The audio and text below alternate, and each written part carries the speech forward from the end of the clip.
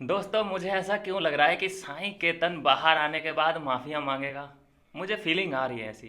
क्योंकि अभी तक मैं सोच रहा था कि अदनान है जो कि कटारिया के को टक्कर देगा और कटारिया और अदनान की राइवलरी देखने को मिलेगी। लेकिन कल जो देखा, बिल्कुल अलग ही चैप्टर खुल गया। एक बिल्ली जो 24 घंटे सोती रहती है, उसके मुंह से आवाज़ नहीं निकलती, कोई भी उसकी क्लिप अभी तक वायरल नहीं हुई थी, उसने आखिर में नींद से उठा और कटारिया को टारगेट किया।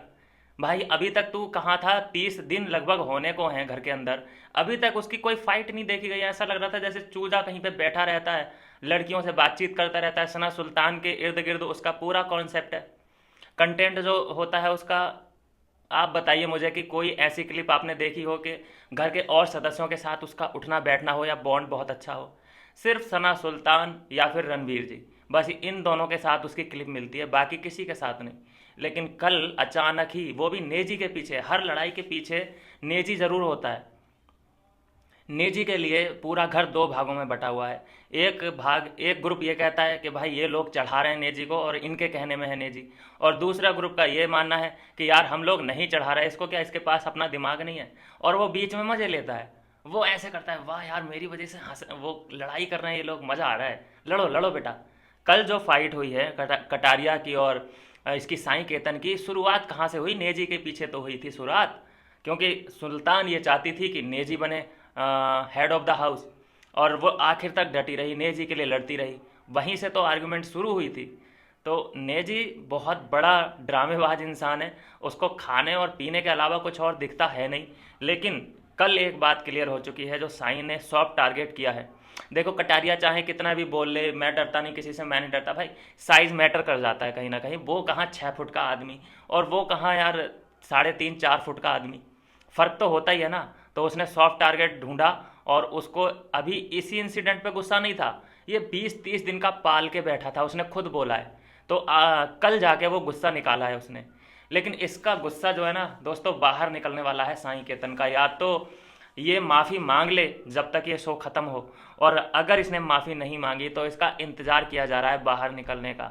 साईं केतन बेटा, मुझे क्यों लग रहा है कि तुम गायब होने वाले हो। खैर, मेरी तो दुआ है कि ऐसा कुछ ना हो, बेचारा बहुत अच्छा आदमी है।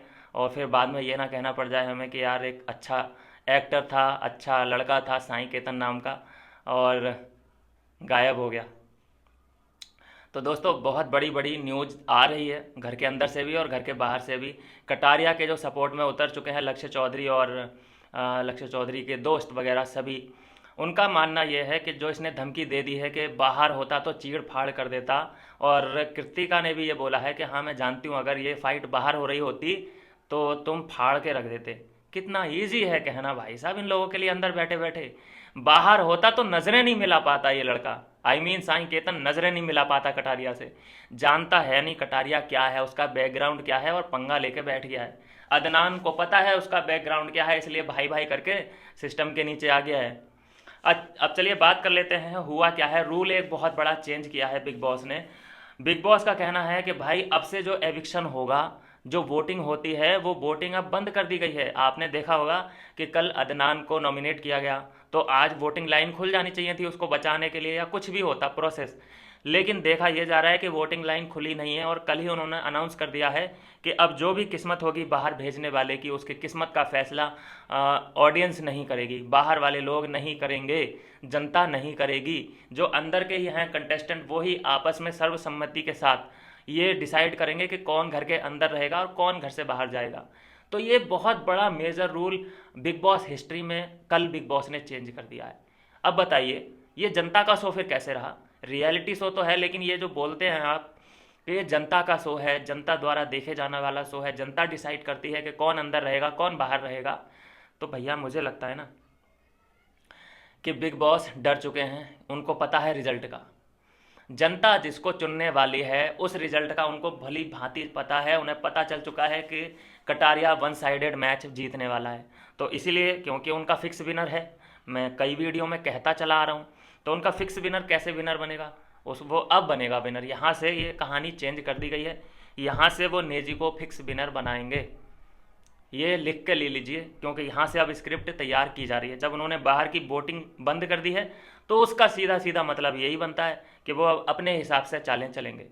तो ये है दोस्तों अभी तक की अपडेट। अब यहाँ से स्क्रिप्ट बन चुकी है, नेजी को जिताने के लिए पूरी कोशिशें जारी हो चुकी हैं और इसमें अब जनता का हाथ नहीं हो सकता विनर बनाने में, और जनता का इसमें अब कोई रोल नहीं है। आगे अगर कोई और चेंजेस होते हैं तो उसके ऊपर भी वीडियो आती रहेगी, और मिलता हूँ मैं नेक्स्ट वीडियो में नई अपडेट के साथ।